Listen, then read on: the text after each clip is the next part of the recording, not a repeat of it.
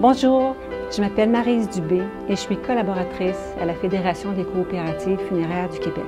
Alors que nous vivons à une époque qui est axée sur la productivité, certaines personnes peuvent se demander à quoi servent les funérailles.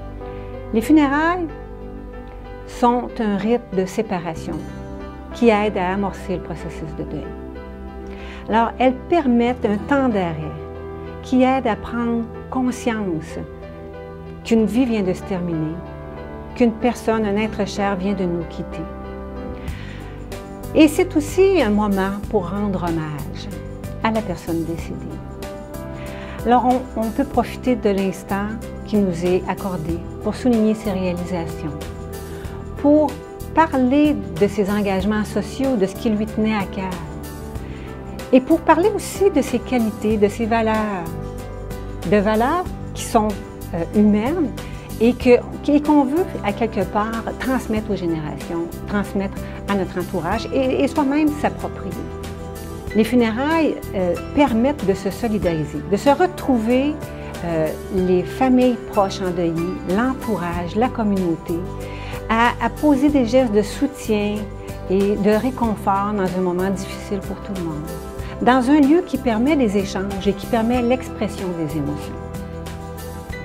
Alors, les funérailles, ça sert aussi à dire adieu.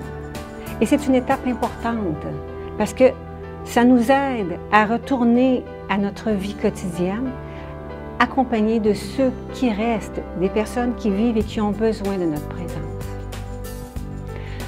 Finalement, on pourrait dire aussi que quand on prend le temps d'organiser les funérailles, c'est comme si on donnait le message à l'être cher qui est décédé qu'on est encore là pour lui, qu'on veut encore faire quelque chose pour lui jusqu'au tout dernier instant.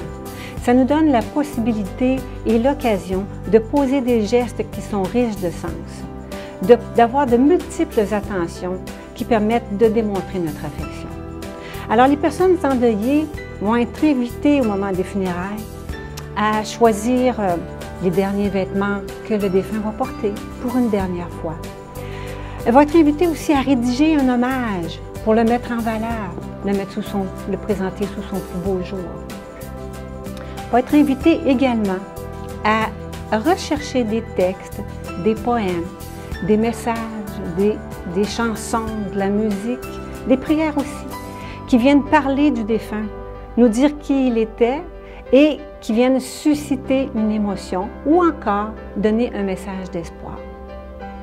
Alors, on voit qu'il y a plusieurs gestes qui peuvent être posés, dont celui d'accompagner le défunt à son dernier repos.